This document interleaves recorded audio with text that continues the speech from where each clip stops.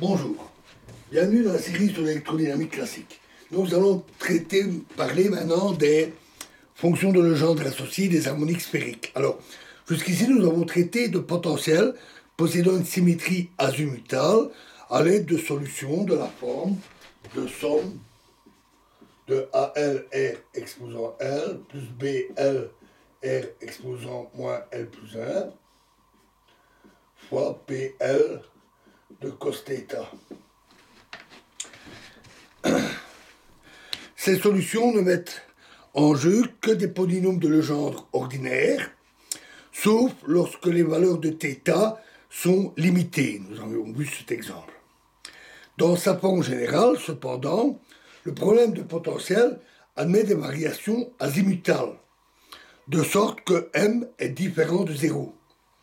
Sa résolution exige alors que l'on généralise PL cos θ de manière à autoriser des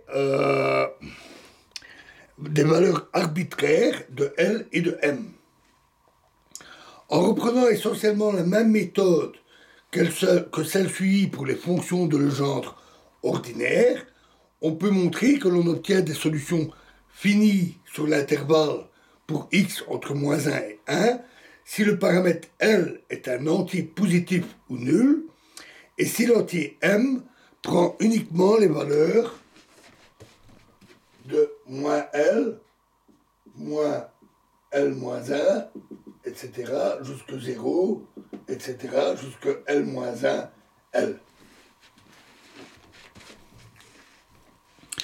La solution dotée de telles propriétés s'appelle une fonction de Legendre associée et est désignée par PLMX.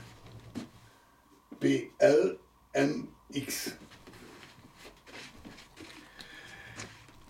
Pour M positif, elle se définit par la formule PLMX égale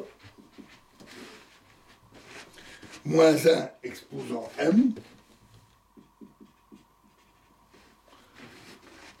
fois 1 moins x carré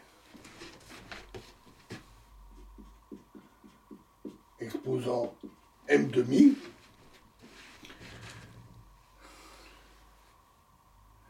fois dérivée m dm sur dxm de PL de x.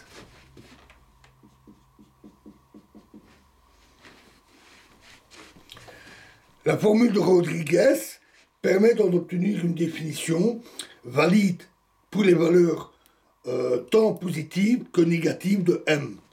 PLMX est égal alors à moins 1 exposant M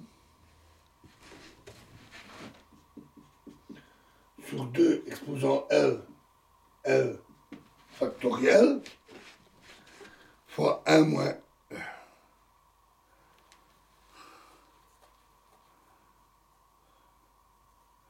1 moins x carré exposant M demi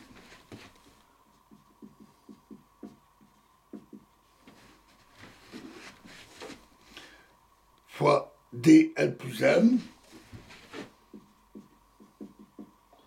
sur dx l plus m de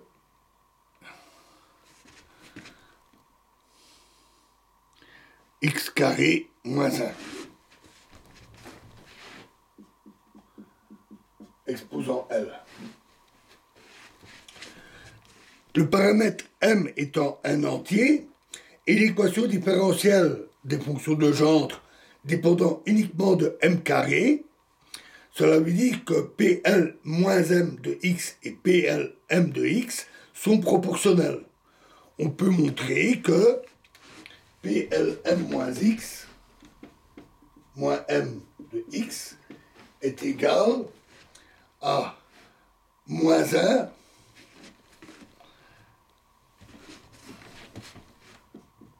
exposant M fois L moins M factoriel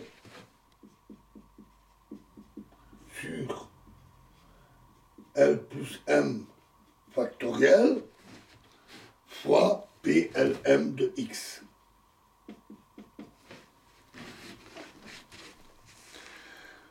Pour M fixé, les fonctions PLM de X forment, par rapport à l'indice L, un ensemble orthogonal sur l'intervalle de X entre moins 1 et plus 1.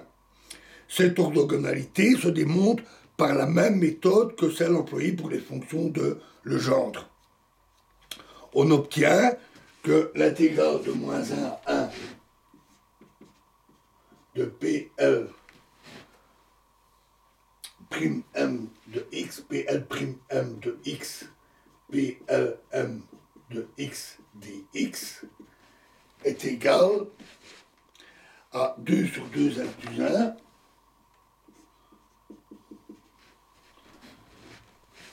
fois L plus M factoriel sur L moins factoriel fois delta L'. Alors, au début, nous avons décrit la solution de l'équation de Laplace sous forme d'un produit de facteurs de trois variables, r, θ et φ. Il est commode de combiner les facteurs angulaires pour construire des fonctions orthonormées sur la sphère unité. Nous appellerons ces fonctions des harmoniques sphériques, bien que cette terminologie soit souvent réservée aux solutions de l'équation de Legendre généralisée. Dans les anciens livres, les harmoniques sphériques, nos harmoniques sphériques sont parfois appelées harmoniques T0.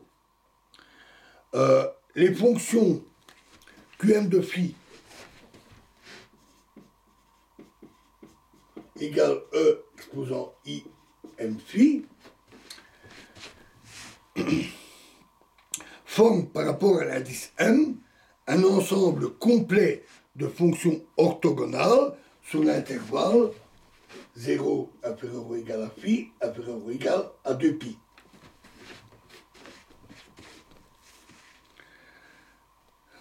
De même, par rapport à l'indice L, et pour chaque valeur de M, les fonctions PLM cos θ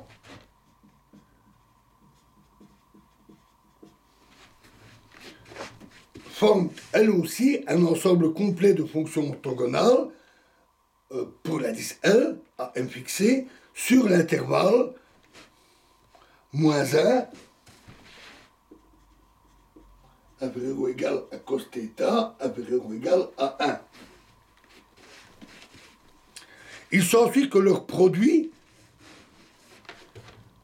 PLM QM forme par rapport aux deux indices L et M un ensemble complet de fonctions orthogonales sur la sphère unité.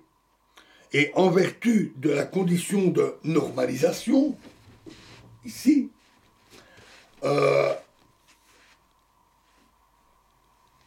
ces fonctions convenablement normalisées, qui sont désignées par YLM θ phi, donc les harmoniques sphériques, sont à l'évidence racine carrée de 2L plus 1 sur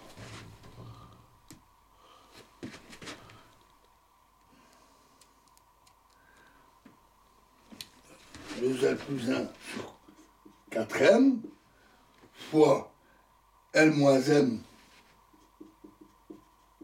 factoriel sur L plus M factoriel fois PLM cos θ E exposant IM phi. Donc voilà pour nos harmoniques sphériques. Alors, elles ont tout un tas de propriétés, on peut en donner des exemples, et c'est ce que nous verrons dans la prochaine vidéo. Je vous remercie.